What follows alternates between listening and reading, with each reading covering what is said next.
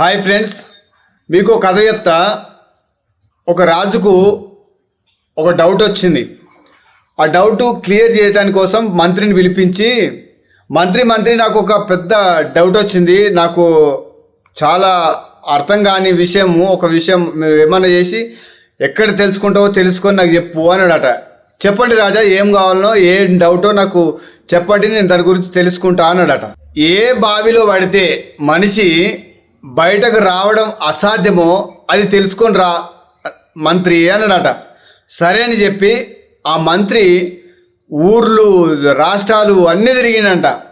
అయితే ఒక గొర్రెలు కాస్ట్ ఆయనకు పోయి ఈ విషయం చెప్పిండంట. ఆయన చెప్పిన విషయం ఏంటంటే, ఆ గొర్రెలు కాసేటైనా మంత్రి ఏ బావిలో పడితే మనిషి బయటకు రావడం అసాధ్యమో నేను చెప్తా, మీరు రాసుకొని పెట్టుకోండి అన్నాడట. కామం ఒకటి, లోభం, మోహం, ఒకవేళ వీటిలో పడితే అసలు బయటకు రాలేడు మంత్రి అని చెప్పిండట.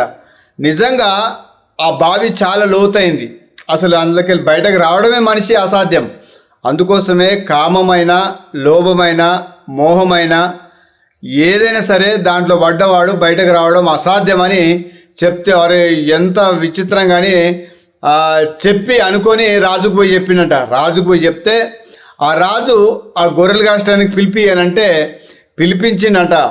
అయితే ఆ మాట వినగానే రాజు ఆయనకు గొప్ప సన్మానం చేసి గొప్ప బహుమానం ఇచ్చి, నిజంగా నాకు లేని ఆలోచన నువ్వు చెప్పినావు, ఇది వాస్తవము అని చెప్పి ఆయనను అభినందించి ఆ మంత్రి రాజు అందరూ సమక్షంలో ఆయనకు గౌరవం చేసి పంపించిందంట. అంటే దీని ద్వారా ఏంటంటే, మనిషి లోతులో పడితే, ఈ బావిలో పడితే అసలు పైకి రావడం అసాధ్యం కనుక మనం కూడా దీంట్లో పడకుండా చూసుకుందాం, కాపాడుకుందాం.